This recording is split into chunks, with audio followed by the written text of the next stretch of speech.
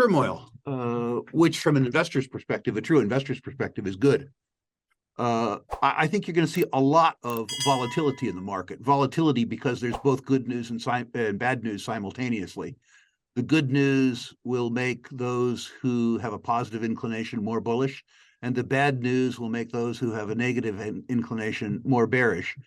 And the collision of that, I think, will be like two great big weather systems coming together. Rick Rule highlights the impending turmoil in the market, characterized by significant volatility. He acknowledges the conflicting forces of positive and negative news, akin to powerful weather systems colliding.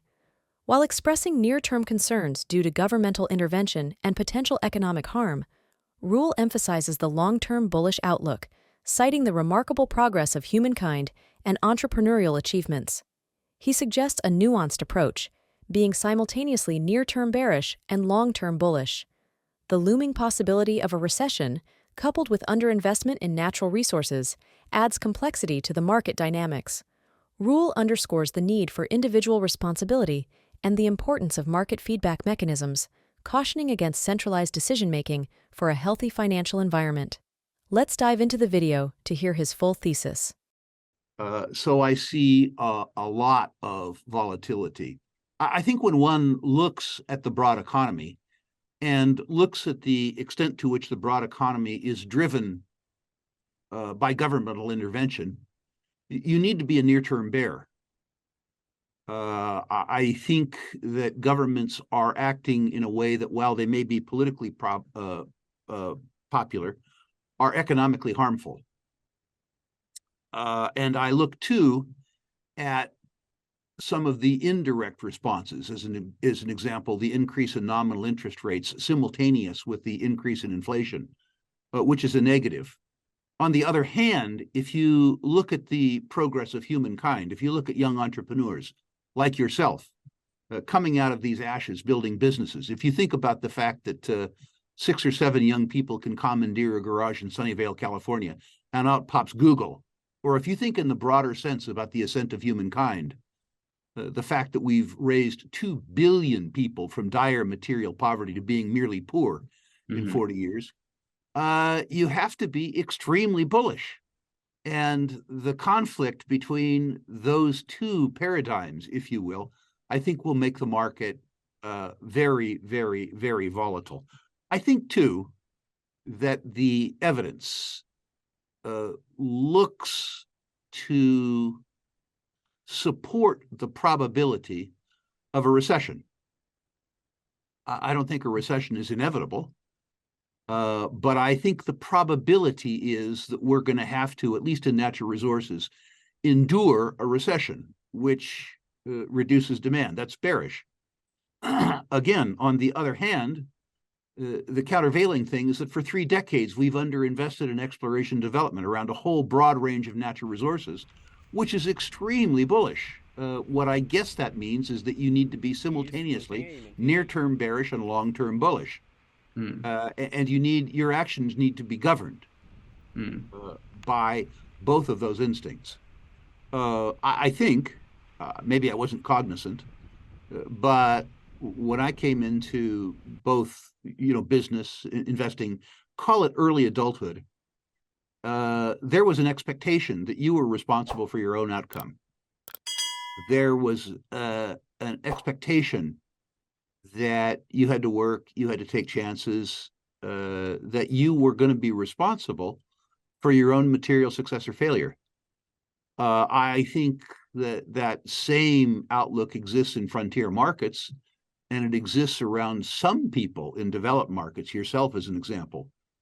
But I think, too, there's a different expectation on the part of many people that your material success is a function of your community more than your own efforts. I think that's unfortunate. I think that communities get ahead through the efforts of individuals pursuing their own volition. I think that the feedback mechanism that's called a market is a necessary precondition for material success. And I don't think that allowing decisions to be made at the center by a small group of people, irrespective of their organization, is healthy. In this next segment, Rick Rule delves into the societal aspect, expressing cynicism about people avoiding responsibility for their success by relying on the state. He questions the tendency to turn to the government for solutions rather than individual initiative. Rule emphasizes that large social problems, even war, are caused by the state rather than solved by it. He advocates for personal responsibility, deeming it more efficient and sensible. While acknowledging the imperfections of democracy, Rule suggests that the scope of government is dangerously large, lacking a proper feedback mechanism. He warns against diminishing self-reliance, as it can damage individuals and foster false expectations of salvation by the state. In essence, Rule critiques the notion of relying on the state for personal and societal well-being. Well, the cynic in me says because people don't want to be responsible for their material success. The cynic in me says that people want to suckle at the tit of the state. That may be wrong. But I certainly know that when a problem crops up, particularly a social problem, that there is a clamoring from the citizenry for the state to do something, rather than the expectation that people should do it for themselves. There's an argument in academia and in the streets, I guess, that some of the problems are so large that they require a social response.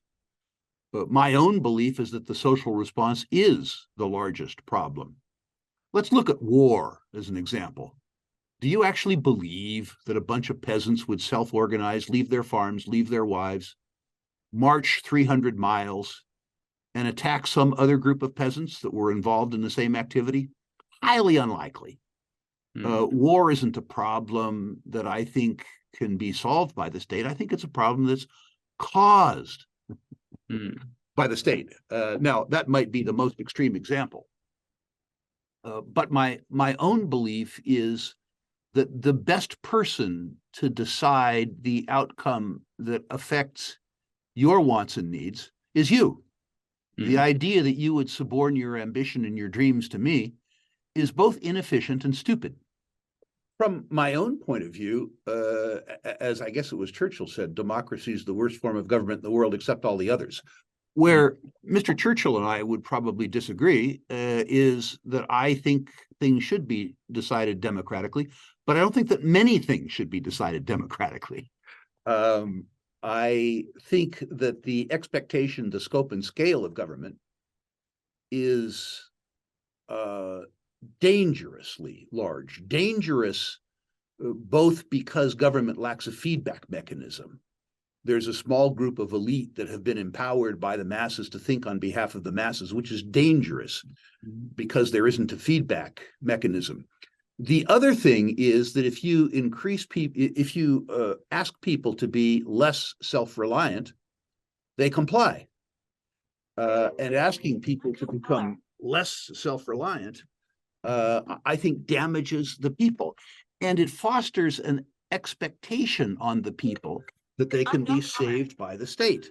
Fostering the expectation that people can be saved by the state is a false expectation, which I think is even more dangerous. So on the one hand, you discourage people from getting ahead. On the other hand, you discourage people from building their own social safety net on a false promise. Today, Rick Rule provided us with a thought-provoking analysis on the current financial landscape, emphasizing the inevitable volatility driven by a collision of positive and negative forces. As we navigate through uncertain times, Rule suggests a nuanced approach, urging us to be simultaneously near-term bearish and long-term bullish. He shared insights on the impact of governmental intervention, the potential for a recession, and the underinvestment in natural resources. Rule also highlighted the importance of individual responsibility and the role of markets as a necessary feedback mechanism for material success. In the latter part of our discussion, he delved into societal dynamics, expressing skepticism about the growing reliance on the state and the potential dangers it poses to self-reliance. If you enjoyed this discussion, don't forget to subscribe, like the video, and share your thoughts in the comments section below.